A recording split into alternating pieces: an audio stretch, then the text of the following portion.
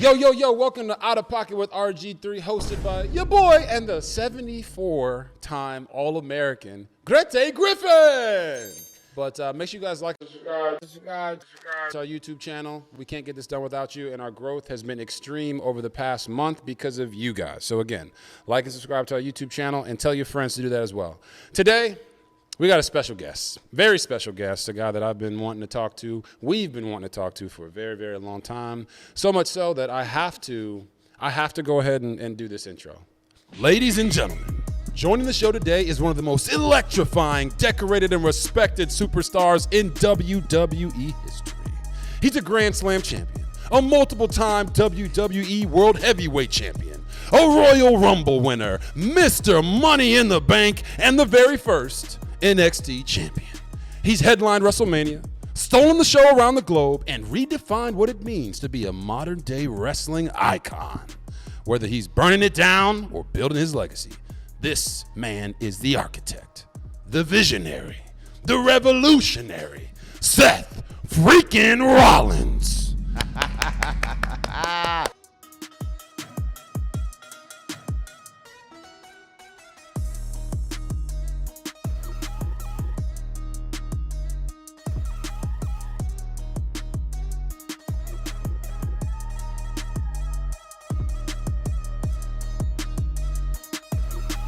Seriously, we would love to have you on routinely because we're big wrestling fans, but part of diving into the media space is not leaving what got you there.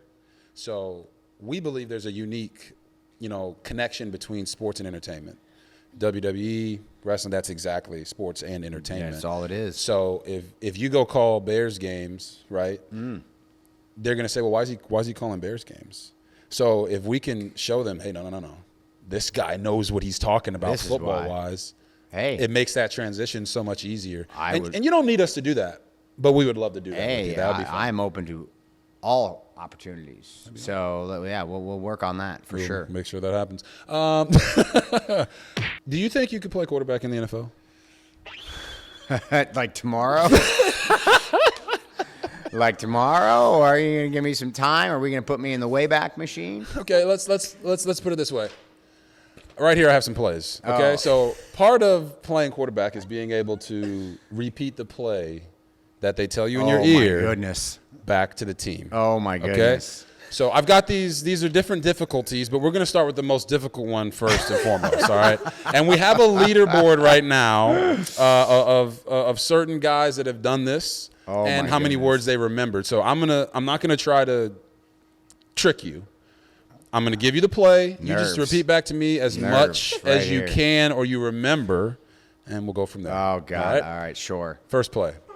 Quest right, 351, Y slant, Z spacing, F seam. Oh, God. Quest right, 351, Z spacing. God. That's actually really good. Something C. Okay. So you got Quest right 351 correct. Then it was Y slant. Z spacing. F seam. Dang. What does that mean? That's actually really good. What's that mean? That's the best one so far. That was the best one? Yeah. That's the best one so far. Oh, okay. All right. So now I'm going to go back. This would be the easiest ones. Oh, okay. All right, here we okay. go. Gun trio right 37 door. Gun trio right 37 door. There you go. Here we go. Double right squeeze 300 jet Oki. Double right squeeze 300 jet Oki. Boom. All right. Double right 3 jet Y branch tail. Double jet 3 Y branch trail. Okay, that was close. It was double right 3 jet Y branch tail. So, and here's your last one. 1 gun text right quarterback draw can 350 Leo twig. Whoa. 1. Oh my God, Yeah. that one got me. You said that. You said the other one was the hardest. That one was the hardest one. I'll give it to you one more time. Okay. Pause that, but I'll give it to you one more time. Oh my God. 1 gun text right quarterback draw can 350 Leo twig. Oh my God. 1 gun text quarterback draw can 350. Yes. Something twig. There you go. That's actually pretty good. Shit.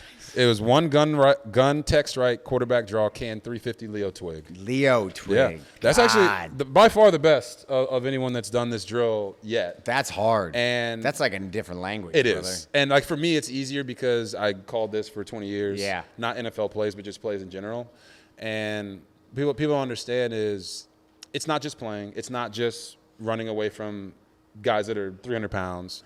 It's not about the pressure of the moment. It's literally about being able to communicate to your team what the coach is telling you in your ear when you can't even hear yourself talk. So it always starts with formation, protection, play. Oh, okay. So I know that, so I can visualize it as I'm calling it. Yeah, but for someone who's never heard it, it's like speaking a foreign language. That's just me trying to memorize the actual words. Exactly. Yeah, I have no visualization of what that's meant to look like, or like down and distance, why we're running this play, like what we're trying to accomplish with that. That's all like. So no, I cannot play quarterback in the NFL tomorrow. You maybe not tomorrow, but I think you're such a great athlete, and you would be able to find a way to. I think you could complete a screen pass in the NFL. Oh, a screen. I think you could complete a screen. What do you think? All right. I'll give it a shot. I think you could complete a screen in the I'd NFL. love to do that. I played football when I was younger. I wish I had more confidence when I was a young man because I loved playing. I love the idea of playing quarterback. And now the way I operate in WWE, I would be very much what you would call a ring general. Oh, so yes. I do call the plays. That's hence the architect, the visionary part. Like, there you go. I do call the plays. Like I'm someone in the ring that I could see what's happening kind of like before it's going to happen, right? Like I visualize it the same way. So like the language is different, but the same thing applies. Like, okay, I know exactly how the crowd's going to respond. I know what we need when we need it. I'll be the guy to get everybody to that place. So I feel like from a skill set perspective, I would be great as a quarterback. Yes. But from a physical standpoint, we'd have to work on my spiral. Probably. There you go. When's the last time you've hit this move? Phoenix Splash! The Phoenix Splash. Oh, last time I hit it was WrestleMania 33. Was it 33? In Orlando, I was wrestling Triple H. It's the last time I hit it. I don't know that I'll ever hit it again. I mean, it's 8 years ago. It's a crazy move, and it's almost like a running joke within the IWC or the Internet Wrestling community. Yeah. That I miss it. That you miss it every single time. But I've seen you hit it. I have hit it. And it's an incredible move. But I bet in my life I've hit it less than 10 times. Really? Yeah. I hit it twice in WWE. Once was a Triple H one that I mentioned. Another one was in a triple threat match with John Cena and Brock Lesnar at the Royal Rumble in 2015. Wow. So I've hit it twice in WWE. I probably in the independents pre-WWE, I may have hit it. I mean, dude, we're talking, legitimately we're talking definitely less than 10 times, maybe less than 5 times. Is there a reason? Is it such a, does the move hurt the person you're doing it on, or is it just more of part of the story? No, it's not painful, but so I like to bat at a high percentage. It is a very low percentage move. So high risk, semi-low reward for hitting. You have to wait like it. Okay, so I do this great move, and I hit it perfect. Great. How much does that add to what we're doing? Say I go for the move, and I screw the whole thing up. The risk is so high that if I do that, and so I land on somebody's face, I land short with the move, I overshoot them, I don't make the rotation. There's so many things that could go wrong that I don't use it as a way to, like, hit so much. But what it does do, because it's such a cool visual, is that it adds a level of excitement, right? A level of tension. My God, what's he doing? And then you see this spectacular movement. So I always will, you see me roll through on it a lot. Yep. I can do that fairly easily, so that the risk is low. Yeah. Reward is high because you get people up, and then you can pay it off with something behind it. So that's the reasoning. Sorry if I've let you all down for so many years, and now I've taken the toothpaste out of the tube for you. But that's the reasoning behind it. I just don't have the confidence to hit it effectively enough to do it. And the reason I bring that move up is because when I grew up, it was the Jeff Hardys hitting the swanton bombs off of the ladder through a table that you saw so often, and you don't see as much of that in wrestling today. But who, for you, was the inspiration behind the Phoenix Splash? Oh, the Phoenix Splash was innovated by a Japanese wrestler named Hayabusa. Okay. He's no longer with us, passed away some years ago, but he was a huge innovator in high-flying maneuvers. Okay. He's an awesome dude, had a great costume. He was, they called him the Phoenix. He had like his get-up was so cool, and I probably discovered him late 90s, maybe, like, you know, the advent of the internet and DVDs. It's Sam Goody when you could go and buy like random wrestling DVDs from your local DVD store or whatever. So I discovered him through that, and he innovated the move along with a few other ones, but that was a big one. I do another move where I do kind of a combination now. It's fairly recent, where I added like a springboard swanton into an Asai moonsault that I also stole from Hayabusa. Oh. But yeah, he's awesome. So I yanked it from him. No, it's awesome. How many times have you wanted to curb stomp just a WWE writer? A writer? Oh, yeah. Man, those writers have a thankless job, dude. They have a thankless job. I've probably gotten a promo handed to me sometimes where I've just been like, what is this garbage? but they are in such an interesting spot. The writers are. We have a great writing team, but like wrestling isn't just written as characters, right? There's like this personal part of what we do. There's this connection between us as performers and characters, but also as people. Because like when I come into a room, to you guys, I introduce myself as Colby. Correct. Right? Correct. But if I'm walking on the streets, I'm not Colby to any of the people that recognize me. I am still Seth Rollins. Yeah. Right? If I'm at a coffee shop drinking coffee, oh, there's Seth Rollins. Like, nobody says there's Colby Lopez. Right. And that doesn't exist anywhere else in entertainment. It's true. You know, George Clooney is George Clooney. He's not like Danny Ocean. Yeah, nobody not as goes, one of his best Danny Ocean characters. Yeah. You know what I mean? No one does that. He's just like, you know, Seinfeld might be the closest one because he shares his name. But you know what I mean? Right. Like they go, oh, like, you know what I'm getting at. Yeah, I know exactly what you mean. So there's this connectivity between our real life personalities and who we portray on screen that our audience attaches to, which is why we have such a passionate audience. Correct. Because they feel like they care about us as people, right, and not just as characters that they're watching. And so our writers have this task, and they're trained to write for television shows. They're trained to write for movies, for characters. So they have this task of like writing for pro wrestling, where unless you've really experienced what that's like to be a real person and an actor performer at the same time, it's so hard to come up with what I would say, right, what I would say in that moment. So they do a great job of giving us a template, and the best of us, you know, we fill in the blanks our own. And sometimes, you know, writers end up being like almost like a guide through the promo or through the segment, sometimes a stenographer with some good ideas, you know what I mean? And then for our younger talent that's not as comfortable, they have to. They write out everything and they type everything, and people have to, you know, read those lines or remember those lines. And so, but they have a very thankless job. Yeah. I always try to give them a little bit of grace because I understand that they're going through and they're not going to be able to like write for me. Yeah. But yeah, I mean, especially in my earlier days when I was younger and a little more crass, I probably wanted to just throw them out of a window, or in this particular situation, stomp them into the match. Do they ever hit you guys with some big changes before the shows or no? Oh yeah. I mean, look, you know, we went through a organizational change at the top in the last couple of years, and that changed everything. You know, we're very much a top-down company, so all the answers, if you want an answer to pretty much anything, you go to the very top. And the guy in charge now, Triple H, he likes to plan things out a lot more. He likes to let things play out without making, you know, last-second changes. Previous owner of the company, not so much. He very much, you know, he very much liked to fiddle with things to the last minute. Sometimes you would go out, and it's live TV, so you do have to be able to do things on the fly. You do have to be able to, for example, in your matches, you have to be able to add time or subtract time depending on what you have. Okay.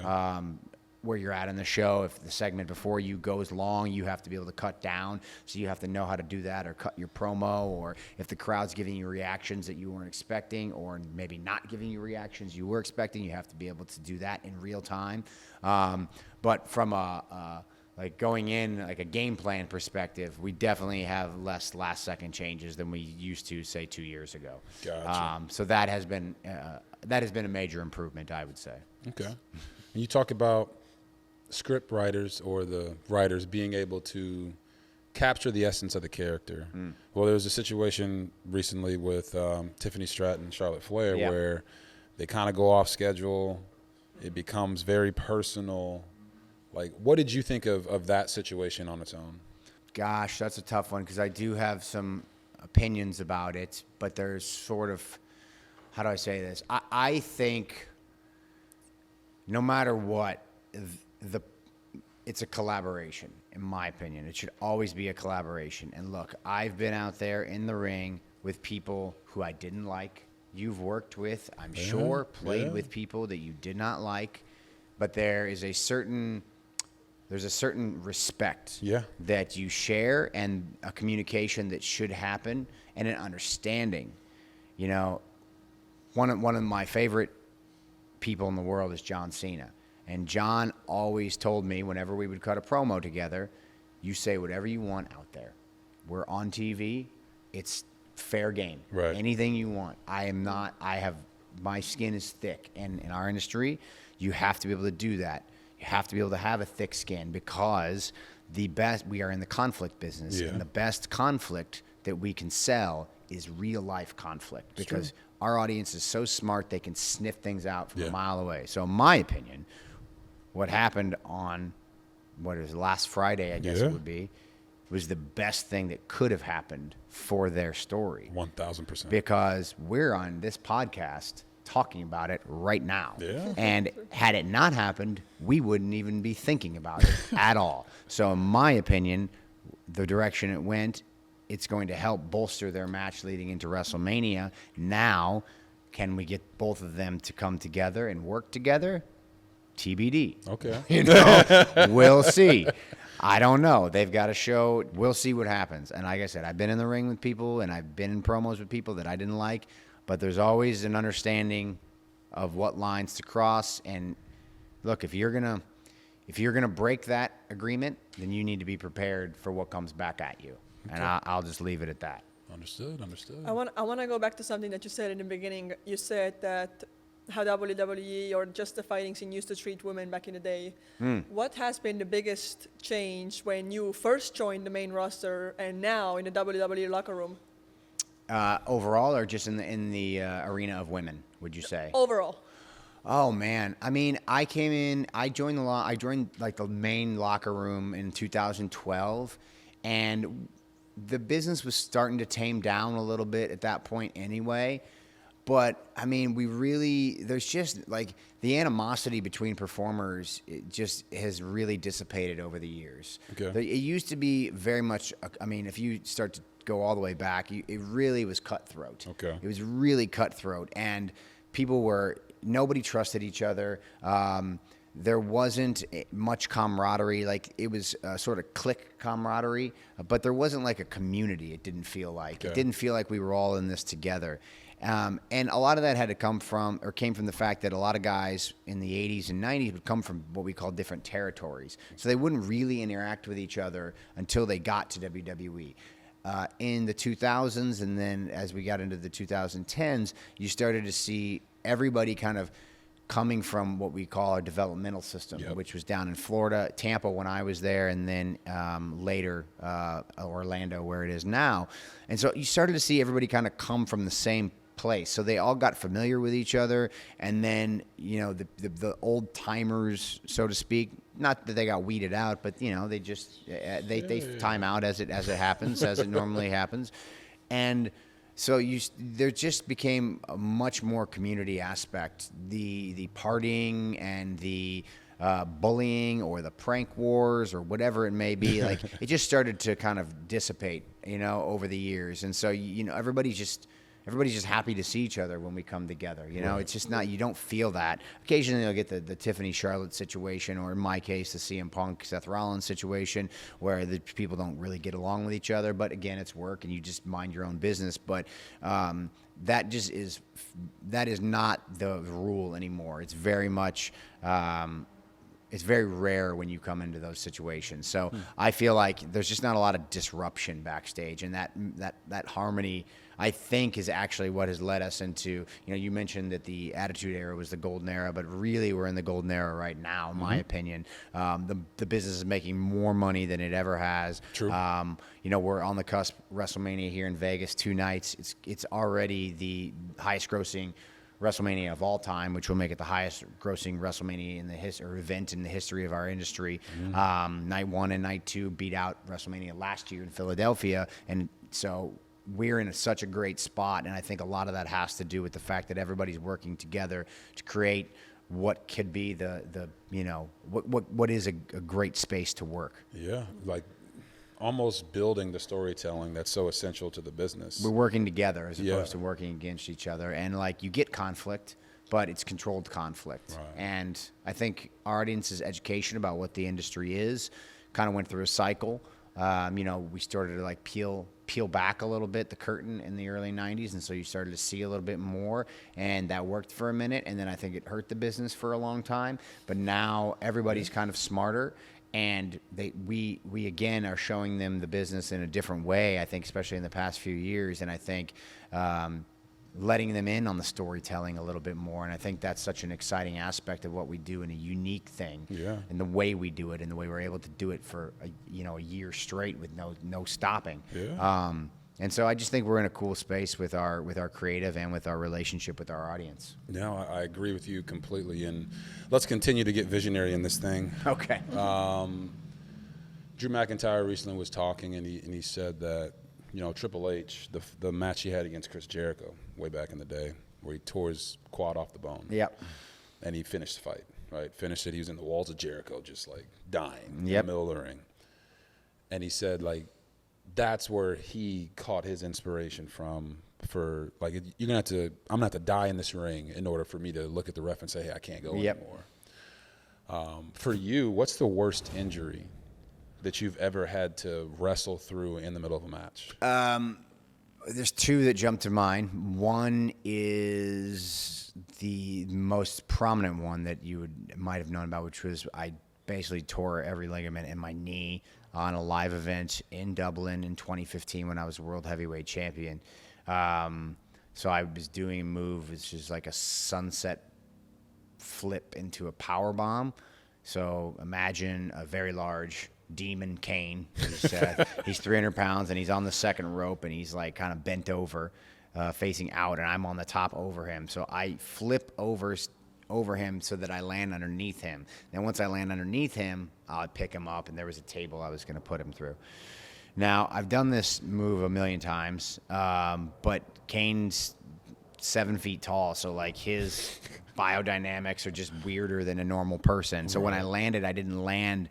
Maybe I landed sooner or later than I thought I would. I don't really know. But when I landed, my knee just buckled. It felt like it was gone. Yeah. You've had a few knee Yes, injuries in I your have. day. Yes, I have. So, yeah, it was gone, and I was like, whoa, that was weird. And then, I thought maybe I dislocated it because it was kind of like when I would lay on my side, it felt like it was just opening on the inside, which later I torn my MCL. Yeah. The ACL, it's a kind of a forward and back thing, so I really didn't notice the ACL that much, but the MCL was a full tear, so I noticed that because it felt like my knee was just kind of flopping to the side, and it swelled up really quick. Anyway, I got up and finished the match, but there wasn't that much match left to finish. Okay. That one, so I was I got up and I kind of wobbled out there with him through the table, and then I don't even remember what we did, but there was only a couple things left that needed to be done, and we got out of there. And And then I got the MRI the next morning, and they were like, yeah, your ACL, your MCL, your meniscus, it's done. You need to go get the triad, as they call it in the biz. You need to go get that repaired. So I flew to Birmingham, and, Andrew's office there did a great job on me, healed me up, and I was back at it in 6 months. But the worst one for me personally was I broke my jaw in a match. Oh. Right in the beginning. And this was this was like, I was in the middle of training. So it was late 2004. So I was like, I just started training, but I was a backyard wrestler before I trained. So like I had worked out an agreement with my trainer that he would let me do these shows that I had been on. And we were in a ring. It wasn't in any backyard anymore. But he was like, yeah, you can still do them while you're training. And one of the guys who I was actually training with, we had a match together. And literally the first thing in the match, he formed me, which is kind of like it comes across your body like this. And you usually use like the meat of your forearm, and you just sort of put it in this pocket right here. Right. Like it's pretty safe. But this is a nice safe space. You can pop somebody and make some noise. You get it in here. And he just, for whatever reason, didn't know how to do it right, or didn't want to, nerves. I don't know. But he basically elbowed me right across the bottom of the jaw, and it just popped. And I was like, oh, and I never had a broken bone until that point. I didn't know what happened. I thought I dislocated my jaw. So I kept, I was like, ooh, I went down, or I, stumbled, and then I was like, okay, we'll just go through the things that we're supposed to do in this match. And I kept trying to knock it back in. Yeah, knock it back in, thinking I could get it. And I would move it and it would pop, and I'm like, okay, there it is. But it wasn't. So the thing this is the gross part. Sorry, listeners, beware. If you're squeamish, this might be too much for you. So it felt okay when my mouth was open. My jaw was open. I was like, okay. But when I would close it, I could feel it separating in the center, and it was ripping the skin in my gums between my two middle teeth. I could feel it pulling apart when I would try to bite back down. So I stopped doing that at some point and just kind of wrestled the whole match with my mouth wide open. And then I got to the back, and I'm like this, and I need a hospital. I need a hospital. I kept trying to say hospital, and one of the guys who was there, who's now my partner at my wrestling school, he was like, a popsicle. He needs a popsicle. Somebody get him a popsicle. And I was like, no, hospital.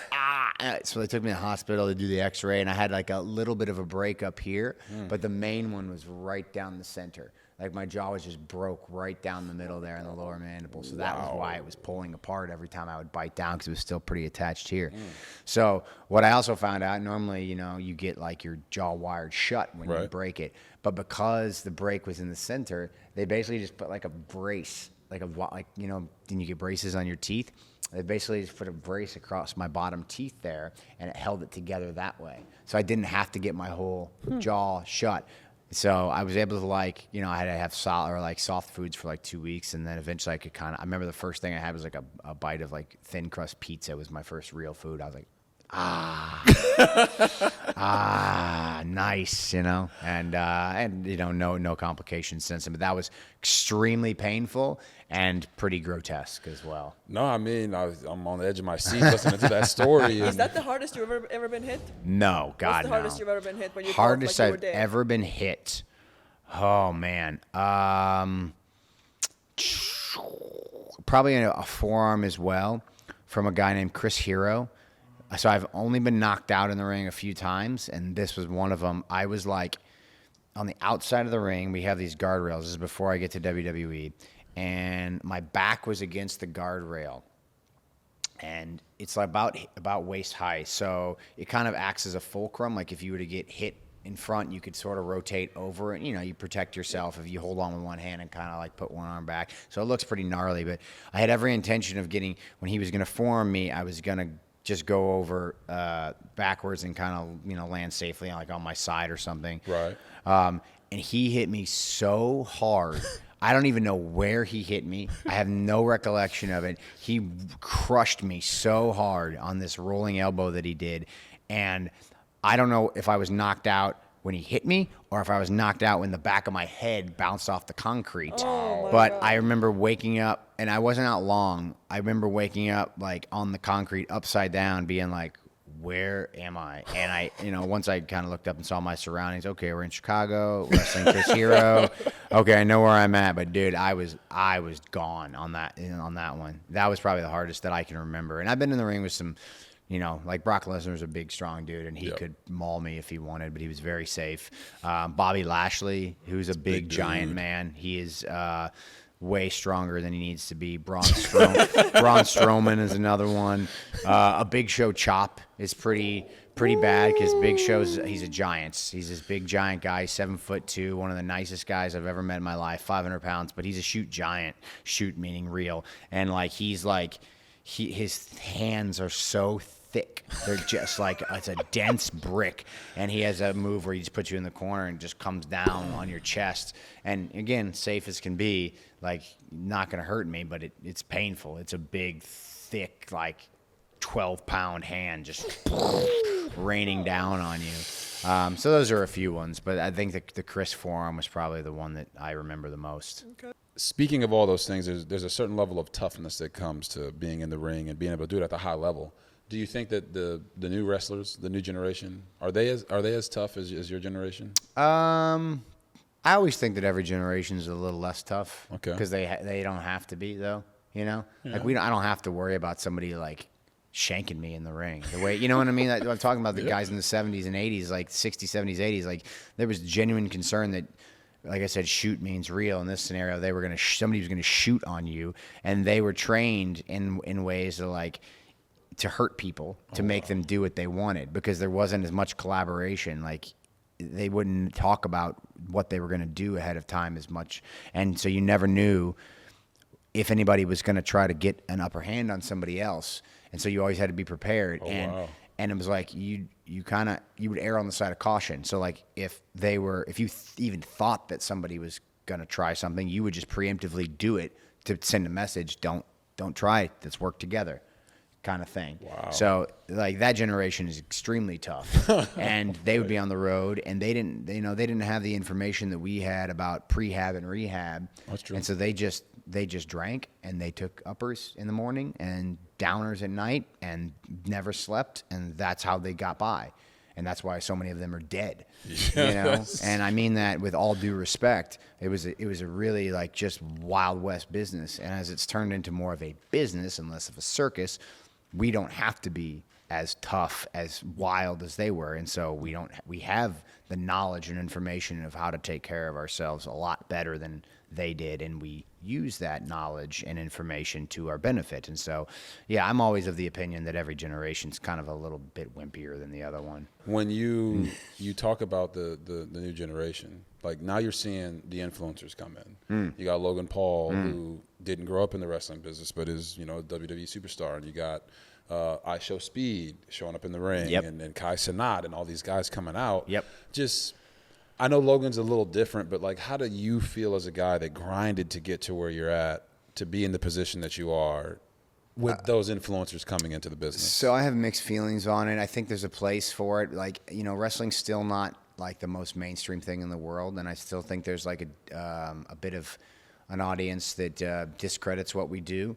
And I think anytime you can bring more eyes to the business, it's very helpful. And Right. especially Logan and some of these streamers, they bring eyes, younger eyes to the business. They bring kids to the business, and that's our bread and butter. Families, kids, those are the people that are you hook them when they're young, they'll be fans for life, like me, like you. Yep. Here we are.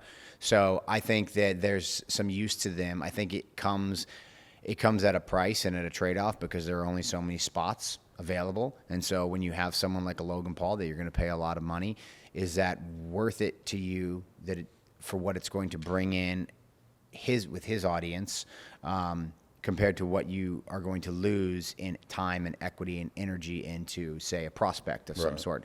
So there's a delicate balance that I think needs to be found there. And I think Logan's different, you kind of mentioned. And I think, look, when you have a Travis Scott or an IShowSpeed or whoever, they're doing one-offs, they're doing little bits. And if that adds to, again, the mainstream attention, I think it's totally fine. Right. My biggest concern, and I'll try not to do too much on this, expound on it too much, but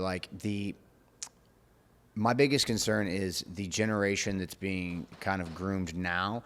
We are dipping our toe heavily into the NIL world in WWE. So taking a lot of college athletes who are not, that maybe after college, there's no future for them as far as money in sports. And whatever the sport, Yeah, so we offer them deals to get paid while they're in college to then come and be a part of WWE when they get older. You couple that with, and there's nothing wrong with training these people from scratch. I have no problem with that. You couple that with the fact that our live event schedule. So again, we do our TV every week, but our live events, we used to do them every weekend, sometimes 2 shows every day. Oh, wow. On Saturdays and Sundays. I wouldn't do 2. Like there'd be 2 running simultaneously in different towns. And that's where I learned my craft. Okay. That's where I learned the art of of wrestling and storytelling and being able to like I said, when they go, you need 2 minutes off this match, or you need to add 3 minutes here. Like, okay, I learned the different mechanisms for how to do that on live events when there aren't as many restrictions as a television show that we have where you have to hit your numbers. Right. But if you don't get the repetitions to learn that, I don't care what kind of athlete you are. I don't care like how impressive your vertical leap is or how many times you can bench press like 400 pounds. Like it's not going to translate because you don't know how to tell stories. You don't understand. You might be able to hell of a performer, but like, I need a promo. Go out there 5 minutes and get it done. You need to fill time. And if you don't know how to do that because you haven't learned how to do that, you haven't practiced and failed so many times and there's no substitute for in game. Like you can learn a bunch of stuff in a warehouse. Like, you know what I'm saying? Like you can line up and throw passes all day long. Like, I watch these guys at the combine. This is just a little example. Like I watch these guys at the combine. They're, okay, it's your pro day or something. I'm like, dude, you've rehearsed this a million times. You know these throws left and right. There's not 5, 6, 7, 300-pound dudes running at you, maybe unblocked. Like, there's no substitute for that. You know, there's no substitute for being in the game and seeing what these blitzes look like, so you can change your protection to make sure that you can get the ball out on time. There's no substitute for that. You have to do it. You have to live it. You have to screw it up a bunch before you do it right. You can go watch the film, right, and learn that way. But the timing, all of that. Same with our business. There's no substitute for doing a live show in front of a paying audience because they will give you instant feedback and you will know what you have to change. And so that's my biggest concern for our next generation is you're plucking from like kind of a world that these guys don't really follow wrestling or, may not be fans, didn't grind. And then they're not getting the experience on top of it to learn how to be a part of what we do and learn how to tell those stories. So I do have a concern that over a few generations, that might be harmful to the future of the industry. I think that's a valid concern. But before you get to that, no, it's great. My little sister actually got offered by WWE Oh, really? to go try out. She's 6'4". Yeah. Oh, nice. Where is she going to school? She plays volleyball at the UW in Washington. Nice. Did she take the opportunity to do the tryout? No, she didn't want to do it. She has very conservative, shy energy. Oh. So she, Which isn't, a match for the her WWE. boyfriend. You met her boyfriend before the show, and he loves WWE. Like same thing, grew up with it, massive fan. Yeah. So he literally came here just to meet you. Yeah. Oh, he nice. couldn't wait to see you. Was that he tried to play it coy. Was that the big guy? Yeah, the big guy. Oh, yeah, I could tell. He was nervous. play He was it. nervous. Everybody else was chill. He was nervous. Yeah. Yeah, I went to like shake his hand, and he was like, yeah, okay, yeah. So Nice. no, and part of I think it's a valid concern, 100%. You brought up, or I brought up IShowSpeed and those guys, and like what they do is they get you viewership. Like I know the spear that Bron Breaker put on him. Yeah. Well, first of all, what was your thought on that? Oh, beautiful. The thing of beauty, man. Well, Bron's he's an animal, dude. He's like a 23-year-old just tank of a man, you know what I mean? He's one of those dudes that could just like from 0 to 60 so fast. He broke him. Yeah, he put him down for sure. Like Speed's like, I mean, not half his size would be probably overestimates to be fair. He's a small guy. He's a small cat. Yeah. Kudos to him for he took the thing. He took it full on. Bron didn't hold up, but it was a thing of beauty. It was a thing of beauty. Yeah. So Bron is actually my teammate in Baltimore. Oh, really? Yeah. So Nice. When I saw that, I was like, I know how Bron was. He played fullback for us at the Ravens, and I knew when I saw Speed turn around very slowly, I knew it was over. It was over. Because you know this. When you take a spear, it's a lot easier when you can see it coming. Yeah. Like, even if you're, like, getting up out of the corner, you know. You can brace. You can brace yourself a little bit. You still have to sell it. That wasn't a sell. That was real. And Speed was like, I don't know if he wants to get back in the ring after a move like that. We'll see. I imagine he'll be in Vegas for WrestleMania, so we'll see how he's feeling. But I don't know he'll be getting in the ring anytime soon. Yeah, That hurt me through the screen. Oh yeah, that probably Bron hit one on Carlito on Monday that was amazing as well. You should go back and take a look. They got like I don't know if it's a jib cam or the drone cam of footage of it where he's running down the aisle, and I mean he just took off from like 12 feet away and somehow connected perfectly. It was it was nice. It was unbelievable. But go ahead, get to the That's that my part. only question. Like, are you ever gonna rock with Hulk Hogan? Look, Hogan again. I'll kind of I've glossed over it a little bit. Hogan's always been great to me. He was a guy who I was a fan of when I was growing up. He's always been personally good to me. But I've seen I'm not stupid. Like I see everything that's out there, and he's someone who is I think a victim of his own ego a little bit, and he just doesn't understand how what he does affects people around him. I think he just lives in this space that he's created for himself, that he shaped his worldview, and this is how he's going to see things. And I think if you're going to be like that, and people are gonna treat you accordingly. I don't know what to tell you. You know what I mean? But like it's just like any other relationship. Like, dude, if you are not a good person, and it's in your moral ethic to not treat everyone with the same respect, regardless of what they do or where they come from or the color of their skin, like I got no time for you. Like I respect for everything you've done for my business. I really appreciate that. But as a person, like we're probably not going to hang out, dude. You know what I mean? Like that's just is what it is. And I just don't think whether he hasn't changed his personal beliefs or he hasn't taken the time to honestly make amends for some of the things he said and done. I don't know which one it is. Maybe it's both. Maybe it's one more than the other. I don't know. But you put those two things together, I just go, I mean, you kind of have dug your own grave, man. So and if you don't feel like you want to make that progress in your life with the people around you, then I'm a person that's just not the kind of person I want to associate with. Yeah. So that's how it is. What would Hogan have to do to like make amends, basically? I mean, I think look again. First of all, you got to change the way you think. Right. You use the kind of language that he used in the way he used it. It's just not acceptable. Right. And that to me is your mind. That's the way you think. So first of all, you need to look at yourself in the mirror, and you need to realize that that's not okay. And you need to realize that you need to think differently. And how do you get yourself there? Right. What process do you need to take to get yourself there? What am I doing? Why am I acting this way? Why am I thinking this way? Is this learned behavior? Likely it is. Why did I learn this? I need to unlearn this because this is really, and why do people think that I feel this way? If I'm saying that I don't, why people think that I am this person? Yeah. And you need to understand that those are valid criticisms and give validity to that. And then apologize. Like profoundly apologize if that's something you feel you should do.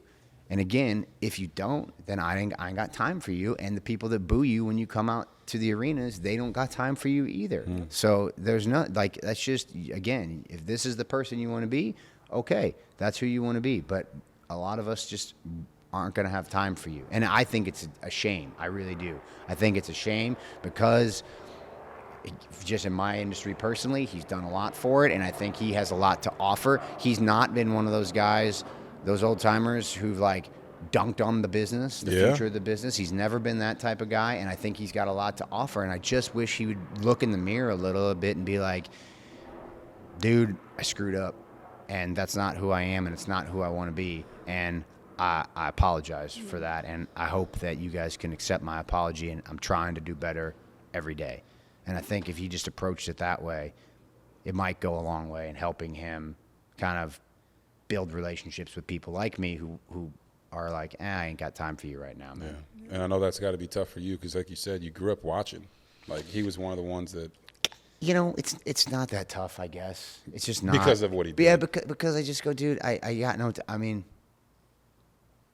I don't know. Like, once I got to a certain point, you know, because you put your heroes on a pedestal, and then once you get to a certain point that you realize they're just people too. Yeah. It starts being a little easier to, like, you don't forgive them for their, you know, mistakes. You go, well, you're a person just like me, so, you know, atone. Or, like, we don't have to be we don't have to be like this. I don't have to feel that way about you. I don't hold on to, I don't keep nothing. Yeah.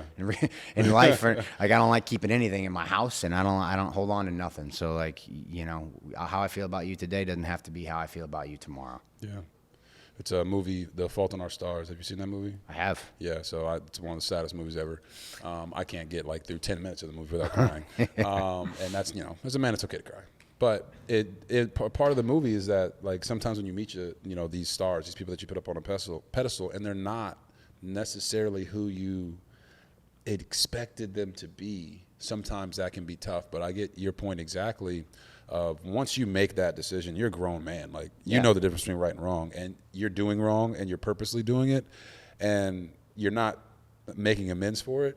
You don't have anything to do with them. Another thing that you also said, not about Hulk Hogan, but about CM Punk, like, that's a real, like, sure, that's a real not like of each other in the business. And you said that he's a cancer. You are a cancer to that locker room. You are a cancer in my brain. You are a cancer to this business. Yeah. Why? So he really likes to put out, especially lately, this image that he's, like, kind of like helping. He's willing to help the business, and, you know, maybe it's because I'm like a scorned ex, if you will, but he's someone that I really believed in at a certain point, and I believed in what he was saying, and someone that I would consider a mentor, and someone that he was helping me, and it felt like I almost like I had bought into that idea of what he was, so much so that I felt like I could help him do that. I could be the next person to carry the torch that he, you know, had lit and was kind of carrying himself. And, like, when you get abandoned by somebody like that, it's extremely painful, and it makes you go, well, was anything he said real? Was anything he was actually doing legitimate, or was it all for him? And one of his favorite lines is like, "Oh, I'm not here to make friends. I'm here to make money." Ooh. And I'm like, oh, okay, yeah, you know, you can do both. Right? You can make friends and you can make money, and, like, one doesn't have to come at the cost of the other. And, you know, maybe that's his explanation for why he had to dip on everybody when he did in 2014. And I think my feeling is, when I use the word cancer, it's very strong. But cancer, like, is a parasite, right? It takes. Yep. It don't give nothing. And it only cares about itself, right? It replicates, and it only cares about itself. Right. And I feel he's that way because he infiltrates, and he tries to replicate by, like, making it seem like he's helping out all these people and getting all these younger guys and girls to be like, oh yeah, CM Punk is great. CM Punk, he helps me out. But he's just trying to replicate. He's just trying to put his ideas into other people's minds to create basically like a little army underneath him of people that buy into his bullcrap. And then at the end of the day, it's not for the betterment of the industry like he says it is. It's for the betterment of him. Whew. Because he said it himself. He's not here to make friends. He's here to make money. So when you start to do the math, where does it end up? It ends up in his pocket. And doesn't help everybody else. Wow. So that's the reason I feel that way, and that's the reason I have said those things in the past. If you have a business full of CM Punks, people that are going to give up when things are hard and don't go their way, and then come back and take from the people who actually put in the work, if you have a business full of those types of people, the business dies. It does not survive. And so I think that he sets the wrong example across the board. Just like with the cancer, right? Exactly. Cancer fills your body. Kills you up. Kills you. Oh, that's really deep. I can feel the passion about that. And now you got to go headline WrestleMania with the guy. And it's like, do you have any sense of, man, when I put that curb stomp on him, man, when I hit him with that suplex, when I hit him with that Falcon Arrow, do you get pleasure in that? Or is it just, you know what, we're in the ring, we're working together, I'm going to do what's best for the company, and that's put on a phenomenal match? Oh, I'm going to do all that. So you know, there is a personal issue, and then there's a professional approach. And I feel like I'm able to do both at the same time. And so I would be probably lying a little bit if I didn't tell you that it was a little cathartic anytime I got to get physicality. Right. You know, involved with him, whether that be in a brawl or a match itself. Like there's a visceral feeling. You know, the way I will hit him is probably different than the way I will hit Roman Reigns. Right. It's a different feeling. And, you know, maybe at some point, once I get enough of them out, I'll feel better about it. But yeah, there's certainly a different experience when you're in there with someone that you have that animosity for. It comes out differently. Yeah, there's a rawness to it. I mean, it's like, you know, you played a physical game. Yeah. You weren't the one doing the hitting most of the time. True. But you know, if there was someone that you had a real issue with, it felt nice to score on them or to you know, juke them out of their shoes a little bit. You know, if they've been talking smack about you all week or whatever, and they're coming at you like, oh, they can contain you, and then you just show them up. Like that's it. You know, that it feels a little bit better. No, I get that. And CM Punk also had an MMA fight. I don't remember how many. I think he had an MMA fight. Would you shut up? Would you fight him in an MMA fight? In an MMA fight? Would you fight? Like, would you really fight him for real? Sure. Yeah, I would. Not. I mean, look, I'm not going to just bust, you know, into his locker room backstage and start, you know, lighting him up. But like, if Dana White wanted to book CM Punk for Seth Rollins, you know, first like I guess non-UFC fighter fight on one of his cards, I'd put on the gloves and give it a go. It might be the only one I do. But yeah, I would do it. You put me in there with like any of the other guys in my weight class, I'm out. But yeah, I mean, Dana, you want to make some money? Book it, brother. That would be phenomenal. Give us a few months, you know. Give me a few months. Give me like a training camp. But I feel like I could handle myself. Oh man, that would be box office. Hey, TKO, man, we're all under one umbrella now. So that is also true. Mate, that's a very easy transition. Could be the first. We want to show you the love that you've earned. Oh, I appreciate it. I appreciate it. And I'm a big wrestling fan. Are you? Yes. That's huge. Great. How long you been a fan for? You been watching for a while? Yeah, like when you was a kid? I mean, when I was a kid growing up, you know, all the way back to the wars between WWF and WCW. How old are you? I am 35. Okay, you were right. I'm 38. Yeah. Okay. So that was my, obviously, the golden era, but I've watched all the way through up until this point and gotten my wifey into wrestling as well. So, all right. I grew up in a foreign country, so I never got to see it, or, you know, they didn't show it to us. But it was hidden from you. Exactly. Yeah. But we do have a drawer in our house of Robert's childhood action figures, and 90% of them are WWE wrestlers. Nice. Most of them are missing an arm, leg.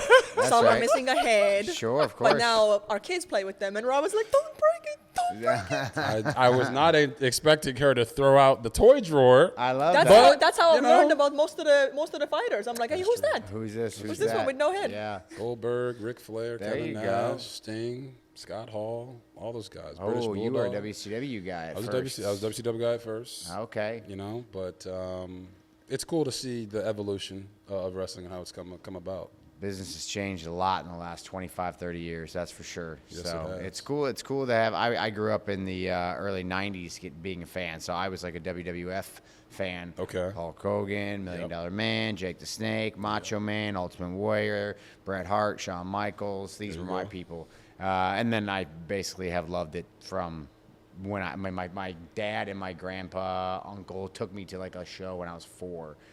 And I probably had some familiarity with it before because I knew who everybody was, but that's like my first memory of wrestling. Okay. You know, is seeing them live in person, being like, whoa, real life superheroes. Right. Like, they're not just comic books, they're not just TV shows, they're like real people in person.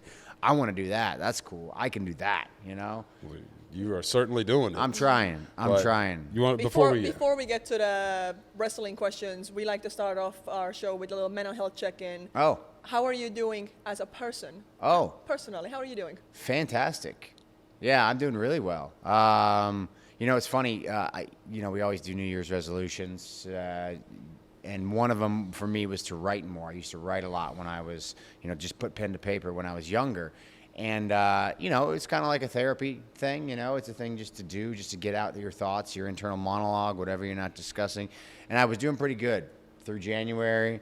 And as most resolutions do, they start to taper off a little bit. Right. But one thing I realized as I was going through this process was when I was younger, I had so much more angst, and I had no outlet to have these conversations, friends here and there. But I was so busy worrying about myself all the time that I wasn't just having regular conversations with people or anybody, my folks or my partners or anything like that. And so what I realized as I started to write this is I didn't really have a need for it anymore. It felt like I was going through the motions rather than when I was picking up the pen, something was actually coming out of me worthwhile. And I realized it's because I'm in such a good relationship with my wife. Mm-hmm. She is my best friend, and I have such an outlet to be able to talk about whatever I need to. So I don't feel like there's anything in me that I'm like, I've got to get this out, whether it's political or personal or emotional or, with work, we relate to each other because my wife, Becky Lynch, we do the same job. So we can talk about pretty much everything, fatherhood, motherhood, whatever it may be. We can talk about all these things. And so I just didn't have this like burning need to get a bunch out of me. And so I'm in a really good place right now, knock on wood, that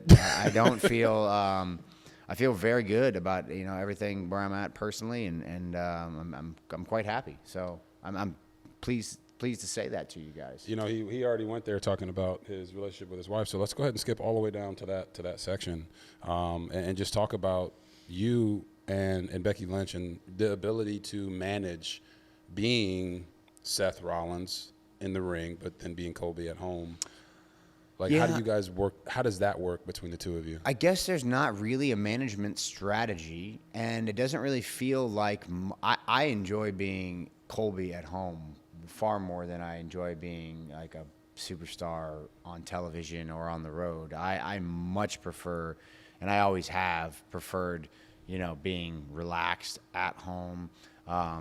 Now, over the past 4 years, being a father as well, and like kind of doing stuff with my daughter, whether that's taking her to activities, picking her up from school, just playing with her, we started doing some Legos recently, like just little, whatever, learning letters, because it's about that time. She's 4.5, so it's like, let's start to figure out how to read, so just all these little things. I've always enjoyed that part of living, and to be able to share that with, a person or people in this particular situation, wife and daughter, be able to share all those experiences together as a family is something that I really enjoy. So there's not really been, sometimes the hardest part is if I'm on the road too much, or if I'm really enveloped in some sort of stressful situation at work, being able to like shut that part of my brain down when I get home. Sometimes it can take a day or two to get out of that space mentally, sort of compartmentalize it, put it over here. And when I'm not as stressed at work, or when there's a low pressure situation, or, right now we're in April and WrestleMania is a couple weeks away, and that is our Super Bowl. Mm-hmm. That is high level stress. And sometimes it can carry over a little longer during these periods. Okay. So it's just trying to manage that and understanding when that stress is taking over your time and your energy, and putting that in a box and putting it aside when you're at home so it doesn't affect the way you're communicating with your family. Okay. I think those are the biggest things for me, and just having an awareness of it and understanding why am I acting differently than I would normally, and how do I take a breath and put that somewhere else so I can kind of be dad or be the husband or whatever. But honestly, there's no strategy to it. It's just try to stay aware and keep each other in check. You know, if one of us is out of whack and being a little more stressed out, have the patience and the grace, but also be a good partner and be like, hey, snap out of it. Like, who you want to be today, you know? So I think it's just the accountability in a partnership is important, as well as the patience and the grace. So trying to find that balance without getting anybody too upset, you know? Right. How does your daughter see you and your wife? Like, is she coming out to WrestleMania? So she'll be in Vegas. Yeah, she traveled with us for, the majority of her childhood. Oh, wow. So she was born in December 2020. You know, Becky took 9 months off, roughly, I would say, after childbirth. But she was back in the ring in July. So maybe less than 7, what is that, 7 months, 8 months or so? She's back in the ring in July or August of 21, and then basically on the road full time. Wow. And we took our daughter with us every weekend. So we would do shows, you know, our live shows on Mondays, and then we would do our non-televised events over the weekends, like sort of building up to the Monday TV, and we would take her everywhere. We were fortunate enough to have a tour bus to travel in, so we'd get her on a plane, fly out that, you know, whatever it was, Friday night, say, we'd get to the town, we'd get on the bus, and then we'd just go from town to town, Saturday, Sunday, Monday, and she'd be at the shows. And, you know, we had help. We were fortunate to be able to do that. But yeah, dude, she went with us everywhere, and that was an awesome thing to have. And I think there was a lot of, we were like, are we doing the right thing by taking her everywhere? Because that childhood is not, both of us grew up not like that. You know, we just lived in our house and did, you know what I mean? We just lived in our houses. We weren't traveling. Like, my family wasn't particularly wealthy, so we didn't even really take vacations that often, you know? Like, I had never even gotten on an airplane till I was 18 or 19 or so, when I had to start traveling for wrestling. Okay. Like, we would drive to Des Moines or Chicago and, you know, go to Adventureland or Six Flags, and that was like a big deal for me. And my wife, again, grew up, you know, in Dublin City in Ireland, and she did the same thing. Like, they weren't really doing a lot of that. So the childhoods were what you would call normal, I suppose, for the two of us. And so there was a lot of concern of, like, are we doing the right thing by taking her with us on all these trips? Or, you know, we depriving her of a normal childhood, whatever it may be. Yeah. Now that she's getting into school age, it definitely is like, okay, we got to try to keep her in one place a little more. I think that's what we're leaning towards. But, yeah, it ended up being fantastic to travel with her. And I think we ended up spending more time with her than maybe other parents who don't get that, because if you're working 9 to 5, 5 days a week, it seemed like this was a conversation yes, it was. At some point. If you're working a 9 to 5, 5 days a week, you're putting your kid in childcare, or you're hiring a babysitter or what have you. You're really not spending much time with your kid on either side, because you have to provide for that child. Correct. So we were really afforded the opportunity to have her with us pretty much all the time, aside from when we were doing our very specific work, you know, when we were out there doing the shows or appearances or whatever. And so, in retrospect, it actually worked out better. I think we got to spend more time and see more kind of milestones and more of the progress than maybe a normal couple might have. So, yeah, we felt very fortunate in that regard. Yeah, it was a conversation for us, because when I first started working at ESPN as a broadcaster, our kids were all, you know, not school age yet. So they traveled. All of them traveled with me everywhere we went. Yeah. And, you know, I was a big supporter of that, because you want them to see the new stadiums, and you want them to go to Raleigh, North Carolina to watch a North Carolina State game. Yeah. And as they get older, it becomes harder, because you don't want to deprive them of the communal aspect of school. Yep. Right? But you can build memories with them until they're that 5, 6 age development. Now, I obviously, they're school age now. I still want to take them every single week. Yeah. She's like, well, they can't miss school every Friday. I'm like, yeah, they can. Because they're not going to get this experience of being able to go to Alabama and watch the Crimson Tide win or lose against Georgia in a packed out, sold out stadium of 80,000 people. Like, those are very rare experiences. So we know exactly what you mean by being able to have that time with them to where you actually feel like you're raising your child and a part of their life, as opposed to, well, I got to go provide for you. So go hang out over there. Yeah, go do that. Yeah. Would you let your daughter become a WWE wrestler? You know, I think so. She's really not interested. Really? Oh, no. She does not. She doesn't care about it at all. Like, she's watched it on TV a little bit. And, you know, she went to all the shows, but she didn't like the loudness of it, like the loud noises. So, like, even with the headphones on, she didn't like, she never wanted to go sit in the front row. So she's never actually been, like, in the space while one of us was working ever. So she's seen it on TV. And she's okay with it, and she sort of gets what we do a little bit. But, like, if you were to ask her, like, do you want to watch Mommy or Daddy on TV? No. And she's much more interested in just... Show me something else. Yeah. She'll appreciate it later on, though, to be able to watch you go do your thing. I suspect at some point in the next few years, she'll get a greater understanding of what's happening. Even, like, you know, people asking for pictures, and she doesn't understand any of that. Like, she'll ask, like, why did he want a picture with you? You know, I'm like, oh, he knows me from TV. But she doesn't understand. Like, it doesn't, like... How old is your daughter? She's 4.5. Oh, yeah. Our daughter is 7 and 5, and they don't know it at all. Like, they'll be like, oh, they're taking a picture with Daddy. Why? yeah, exactly. Like, it doesn't click. Right. Tons of people know who they are. I think the biggest thing from our daughter is, like, she's starting to get upset now that they don't want a picture with her. You know? She's like, you know, she likes to feel like, oh, I want to be a part of the picture. Part of this. Yeah. So that's, you know, sometimes we'll be like, oh, just come on in, you know, come on, take a picture. But yeah, she doesn't. If she wanted to do it, because, look, maybe I would have said something different 20 years ago when I got into the industry, because the way it treated women was rotten, if I'm being frank. No, be frank. It's called OuttaPocket. And what has happened over the last couple decades, I mean, you can see it in all of women's sports all over the place, and it's fantastic to see, you know. And I think hopefully that will only continue to progress. But the way our business is now, I would not encourage it, but if she was like, yeah, I'm interested in this, I would certainly not be shy about opening the door for her, or like giving her an opportunity in that regard. No, that makes complete sense. And I don't know if you can tell, but she's foreign. I don't know if you can hear the accent or anything. I got that. Where are you from, by the way? Estonia. Estonia. Nice. Yes. So you know where that is? No. I had a feeling. Wait.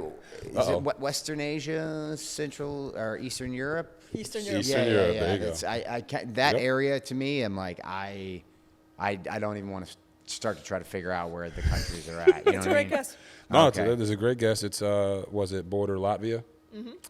Right around Sweden, Baltic states. Okay. Or not states, but Baltic countries. Okay. And so I don't ever hear her accent.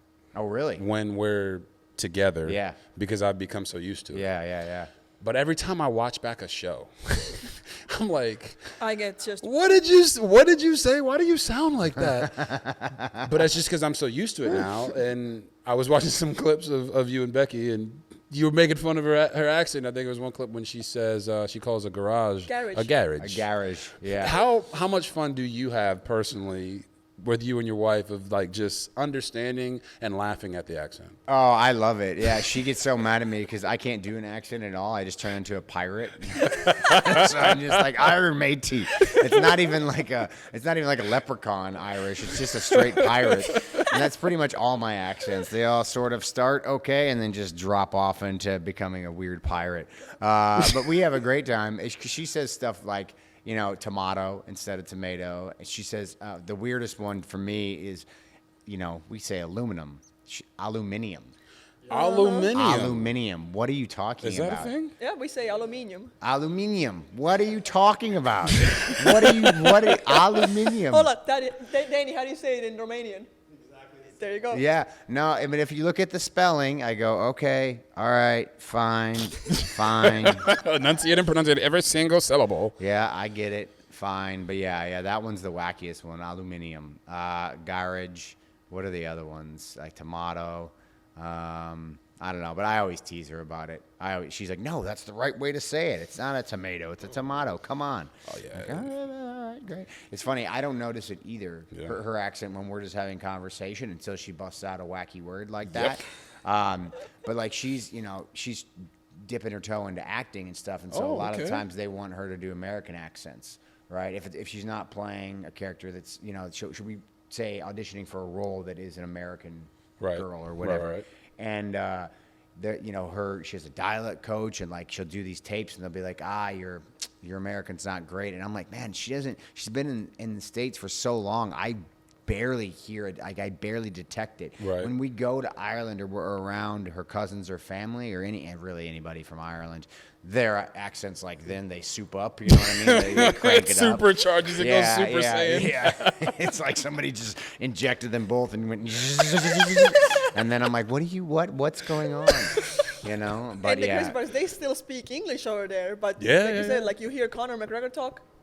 If he's in Ireland talking, he's I'm different. like, It's what? different. I can't understand a word you're saying, but you're speaking English. You can't. They're speaking English. I mean, we watch some shows like that are based in Ireland or whatever, and I'm like, can I put the subtitles? Like, I can't understand. I'm like, no, I'm sorry, I can't. I got nothing, man. I got nothing. Yeah, it's straight over my head, straight gone. I'm like, I'm gonna miss all this dialogue if we don't like put this on. So, yeah, she's great with it, but I mean, it's I'm the same way. When we're just talking, I don't really hear it, and then people are like, oh, your accent's too thick, and I'm like, I can't help you because you just sound normal to me. Sound normal to me. Yeah. That's people that can actually do that are so impressive, that can actually be coached to like lose their accent. You know what I mean? Like, yeah, it's amazing. people in college told me, they were like, hey, try speaking without an accent, and I'm like, do you understand that I don't realize that I have an accent? Like, Yeah, we have the accent. yeah, right? I'm speaking. She's like, yeah, you have a weird I accent. don't know how to try to speak without it when I don't know that I have it. Yeah, she says that to me, like, oh, your American accent. I'm like, I don't got no accent. I'm American. What do you mean? Nah, it's kind of like a little Southernish, a little Midwestern. I'm like, no, I just speak normal, You're the one with the accent. You're the one with the accent haver. Yeah. So we'll get into that debate occasionally. She wins, but yeah, it's fun. It's a good time. No, it is a good time, and I'm happy for you. I'm happy that you're happy. Thank you. You started the conversation off there, so we were going to get into that much later, but, it was on your heart, then I'm a full believer that if at home everything is on the up and up, then when you step into that ring or when I stepped onto that field, you're in flow state then. Yep. Because you have less stress, and you want your home to be a place where you can come back to and not have to fight all the demons that you do out in the world. So I'm happy that you have found that. I've certainly found that with my wife, and that's why we're doing the show together. Hell yeah. You mentioned that Becky has some Hollywood aspirations and that she's working on. Yeah. Do you have any? No. Really? Well, you were in what Sharknado. movie? Was it Sharknado? I did a cameo in Sharknado many, many years ago. I'll take things that come my way. Okay. I shot a spot for Captain America, the new one, Brave New World. Okay. That got canned. They ended up rewriting the script a bunch and like kind of repurposing some of the roles. And so my role got whatever. I didn't see the new one, but Giancarlo Esposito. Okay. He's the one who kind of took over my role, like kind of squished together with a couple other people in my group. I had a group of people that were going to be a part of it, and we filmed. I mean, I was in Atlanta, and we filmed like for 3 weeks, like this giant action scene to open the film. And I'm thinking, because my wife, she did an extra scene. Do you remember Eternals? Mm-hmm. Yeah. Marvel movie Eternals. Yeah. So didn't do well, but she did a post-credit scene, which still exists without her. They ended up, so the movie it tested badly. The post-credit scene tested badly. So then the one she was in, so they cut her and ended up using just Harry Styles, I think, in the post-credit. I remember. They cut her and one other person and used just Harry Styles, thinking that Harry Styles' post-credit scene would fire people up enough to want to make, because they wanted to make a second and third, maybe even fourth and fifth out of those. I remember that. And it did so bad. So it ended up kind of being kind of saved her, right? Yeah, blessing in disguise that she wasn't attached to it. And so because she was, I think, slated to be like a new Eternal in the second or third film or whatever. Ooh. So she got cut from that. And then I do this part in Captain America. Like I said, it's this big action scene. Massive. It was like we blew up a FBO, and like I was like tackling Cap through a window. Like it was awesome. Yeah, man, they cut me, and yeah, then they called me and they're like, so. Yeah, the script is going through some changes. Same thing. The initial one didn't test well, so they started to make some changes, and whatever role I had got repurposed. And so I don't have any aspirations. I do have aspirations to get into your world, however. Really? Into the sports media world. Okay. As you may or may not know, I'm a very big Chicago Bears fan, unfortunately. Loyalty. And so I'm a big Bears fan. I really like talking about sports and I like talking about football. I have, a lot of experience talking on a microphone in front of a live crowd. Yes, you do. I'd like to see how that might translate in that space at some point. And it seems a lot less physically demanding than falling down on my back all the time for years. And as I'm getting a little bit older now, 21 years in the business, I'll be 39 in a month. Like to see, like to dip my toe. Did a few bits at Good Morning Football. Saw you on Good Morning Football. You did amazing, by the way. Thank you. Not just saying that because you're here. Appreciate that. I had a lot of fun. It's not even really I'm not a draft guy. I'm not a draft guy, so I was like kind of a little out of my element with that. Did my best, but I think hopefully I can get some more stuff later in the season when it's like, we're in the mix and I can really start kind of talking about, what I'm passionate about. But hopefully there's something there, and if the acting gigs come along, like I'll take them if they feel like they're exciting to me or cool options, but it's certainly not something I'm pursuing at this moment. Okay.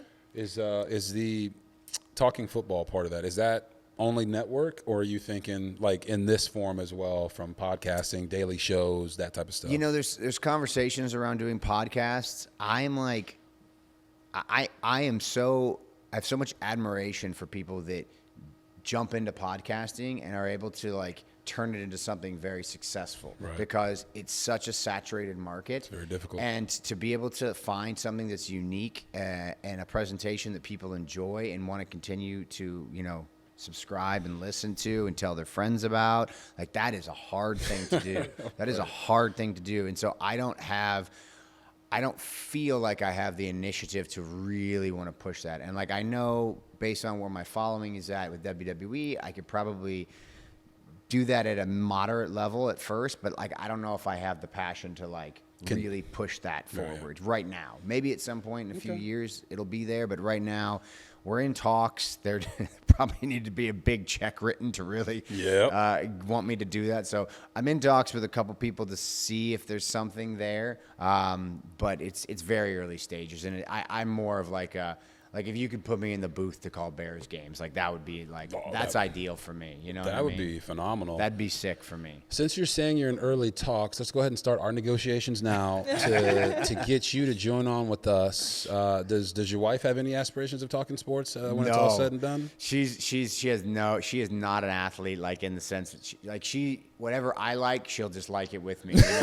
Like she does not know. Like I'm still teaching her about like downs and distance. Oh, okay. I mean? Understood. Yeah, understood. She doesn't know. Like all that's like foreign to her for sure. She didn't even like, she's from Ireland and soccer number one over there. She didn't care about soccer. She's a Bears fan now. Like, she was, for example, she was a Cubs fan, but not because of any reason other than her favorite band is Pearl Jam and Eddie Vedder is a Cubs fan. Okay. So she was like, yeah, I love the Cubs. They're the underdog. Like that's it. She loves a good, like, she loves a good time. So she loves like the excitement of a sports game, or if like there's a close game on TV, I'll be like, hey, come watch this, Right. And she loves watching me watch the Bears, because that's a whole experience unto itself. Every week is. I mean, this season was a whole experience up to itself. Yeah. So that she loves that part of it, but yeah, she's not. She wouldn't know what's going on. So yeah, what she loved was Hard Knocks. Okay. Because it got to you got to see the people, juicy stuff and the storytelling. Yeah, she liked that. Yeah. So I mean, we're doing this and having a good time with it. Advice would be, we would love to have you on routinely. By the way. I know you. I think I saw you at a Ravens game. Yes. You were at a Ravens game. Yes. I did do that. Yep. And I think my guy, my former teammate Marlon Humphrey, Okay. totally disrespected you, by the way. Marlon, we got a problem. He did. You know what I'm talking about. He did. Oh, I He saw that clip went too. and said hi to Angel Reese. Yes. And totally ignored you. Just zip right by And I'm me. like, you don't ignore Seth freaking Rollins. You know, I thought the same thing, but I thought, Like, what are we doing I here? thought to myself, look, you have a beautiful woman here. Maybe he just got tunnel vision, and I get that. I understand that. Angel Reese, I get it. All right, understood. Maybe that's just where his mind went. Understood. You know, so no complaints. No complaints. I got no hard feelings for you, but yes, I do. You handled it well too, because you saw him, and I was like, you know what? I'm gonna bring this up. When I see man. I'm gonna bring this up because I'm glad that I'm was a not the only problem. one that noticed. I Yep. definitely noticed it. Zipped and, right by me, man. All right, before we let you go, we have a little segment called Rapid Fire. Rapid fire. All right, good, because I've been expounding here, so I'll try to keep it tight. No, we love it. I love it. It's a great Don't hurt the conversation. jaw too much, you know. Yeah. All right, who smells the worst in the locker room after the WWE match? Oh man, the big boys. It's the big boys. I mean, it just happens. Mark Henry was one of the worst, and Brodus Clay was pretty bad too. Sorry, boys. I love them both, but yeah, Brodus and Mark were not the greatest. Okay. If the WWE gave you unlimited creative control for one night, what's the first match you'd book? Oof, that's great. Man. You know what? This might be controversial, but I think the first one I would do tomorrow is actually, well, I mean, he kind of applies. I'd want to get that Roman Reigns versus The Rock match out of the way. I'm sick of everybody talking about it. I just want to get it out of the way. You know what I mean? Yeah. See how much you love it when you see it. Already happened twice. Yep. Yeah. Don't need it again. Okay. Quick add-on to that. What fight would you book just for your own amusement? For my own amusement, oh man, what do I want to see? God, I don't know, man. That's a tough one. That's really tough. Maybe myself versus John Cena. Ooh. It's been a while, and John's on this retirement tour, and I'd like to be a part of that before he's done. Oh, I see it. What's your biggest red flag in wrestling? Biggest red flag? Oof. Oh man, biggest red flag. I think probably people talking about themselves first, like right out of the gate. You know what I mean? That when you first start getting too much talk and not enough listen. Okay. Do you prefer to be a heel or a babyface? Heel. You've excelled at both, but why? It's more fun. Yeah, it's more fun. More room for error too. As a baby face, it's a narrow target sometimes with our audience. You know, you got to, really find the hole to fit it in. But like a heel, it's so hard to screw up. Yeah. You know, as long as you're getting booed, you're winning. All right, dream opponent that you've never faced. Ooh, dream opponent. Could be active or from the past. Shawn Michaels. Shawn Michaels is my favorite, so I always would have loved to have gotten in the ring with Shawn. Who is the real Mr. WrestleMania? Is it you, Undertaker? No. Michaels? Shawn's the OG, Roman? but I'm of my generation. I don't think there's any question. Don't think there's actually anybody even close. Ooh. Yeah, in my generation, I mean, you look at the last 12 years. I missed, one WrestleMania with the knee injury.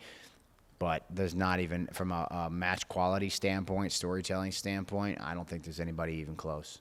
I'm stamping that. I have last question. You are from Iowa. Yes. So how impactful has been Caitlin Clark to Iowa and to women's sports? I love Caitlin Clark, man. I love Caitlin Clark. I love it. I don't want to get blasphemous here, but I mean, it's Jordan-esque. I mean, she's changed the game. She's so unassuming, You look at her, you don't think anything. You don't think she's a star. You don't think she's going to just be balling out on everybody, and she does, Yeah. And to see what she's done for women's sports, obviously the WNBA specifically, but just women's sports in general.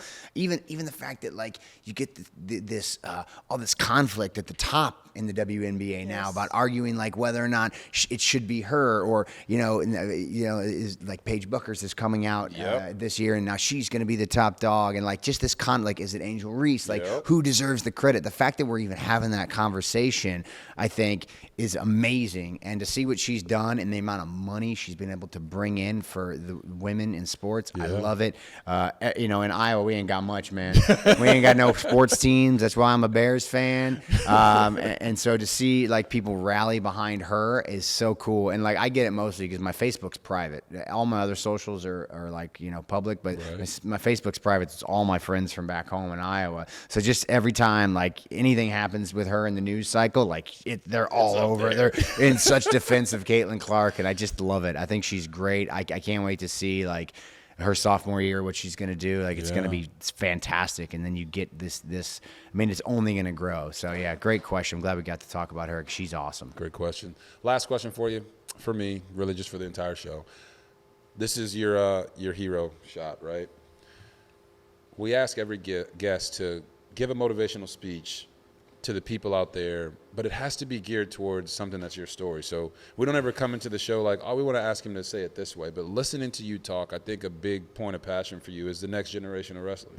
That's right. Right? So if you could look into your camera and give a motivational speech to that next generation of wrestlers that, they might be 6, 7, they might be 15 years old right now. What is the advice that you would give them to motivate them to go out and become the next WWE superstar? Oh, that's a great one. My advice to you guys out there, if professional wrestling is your dream and you love it and it's something you want to pursue, do not be afraid of the hustle. Do not be afraid of the grind. Don't let this new modern anti-hustle, easiest route to the top thing shake your confidence and shake your resolve. Get out there and put in the work. You know what you need to do. You need to diet. You need to get to the gym. You need to watch tape. You need to get off your phone. You need to get away from social media. You need to stop listening to all the people out there. You need to focus in on a few people that you trust, you believe in, and most importantly, believe in yourself. If you have a dream, put the work ethic to use. Get in there, do the work, grind it out, go for the opportunities, and when they come your way, swing big and don't be afraid to miss. And I promise you will hit some home runs. Wow. I mean, I'm motivated. Yeah, man. I'm excited. Hustle. I might have to go hustle. I'm 35. Work, It's not it ain't too late. We're never stopping hustling, man. Never. I actually lied. I got one last thing. Oh, one last thing. One All last thing. We had a video on Instagram of our family Yep. doing wrestling moves in the pool. Okay, great. Basically, it's my daughter's beating the crap out of me. I understand. Because I can't do the moves to them because it wouldn't be a good video. No. Well, it actually took off, and it's got over 1 million likes. Oh, nice. 1.1 million likes on Instagram. So we wanted to get just your natural reaction to this video right here. Okay. Tell me what you think. Whoa, big RKO. Oh, the Becky Lynch leg drop. And Bulldog. Wow. Oh, my goodness. Bro, what a spear, bro. And the RKO. Oh, no. Drop kick to the back. You're going to take her out. Wow. Oh, my goodness. So that thing just kept going up and up and up. And now I'm staring at like the final shot, and I'm wondering how you're still standing here. That is you he's taking out, right? That's every comment. Is she Whoa, okay? is she okay? Man. Oof. All right. That's pretty sick. That's pretty well done, I will say. So the question I have for you is, our kids, you saw them when you came in. Yeah. They're huge wrestling fans, and we're trying to figure out or find our way to WrestleMania. Oh, okay. So I know you're going to be, headlining and main eventing it. Is there any way you can get those little girls to WrestleMania? Well, you put me on the spot. I put you on the spot on camera. I can't say no now. I can't say no. Yeah, no. Hey, girls, your dreams are dead. You're not ever going to WrestleMania. Not this year, not as long as I'm with this company. No. No, we'll find a way. We'll find a way. WrestleMania there are still tickets available now, so we will find a way to get you to Las Vegas if you'd like to come for one or both of those nights. We'll see what we can do. I'll get Nick on the horn. Nick. Nick. Holler. RG3, man. Let's make it happen, baby. Let's make it happen. Nick's an agent. He's used to negotiating, so I'm sure we can figure something out. He understands. Yes. So no, we appreciate you coming on the show. Really just giving us your time, man. We talked about that Fault in the Stars, but getting a chance to meet with you and talk with you in this conversation, it's not that any of us are perfect, but you're exactly who we thought you would be. Cool, man. So that it's awesome to have you on the show. And everybody at home that's watching, listening, whether you're driving to work, dropping your kids off at school, or just listening to us late at night, if you really want to have these real conversations, this is the place that you need to be. Hopefully we can convince Colby Lopez. That's me. Further known as Seth Rollins, to come on the show regularly and do some things with us. But either way, we are going to be rooting him on, not only in the WWE, but also in his endeavors in sports media. So make sure you guys like and subscribe to our YouTube channel. Continue to support us. We've had massive growth. Really, even over the last 30 days, we've grown by over 100,000 subscribers. Ooh. So we're just really doing a great job, but it's because of you guys. You're resonating with the conversations that we're having, and it's motivated us to continue to go. So we appreciate you. We appreciate you guys. We'll see you next time. Peace.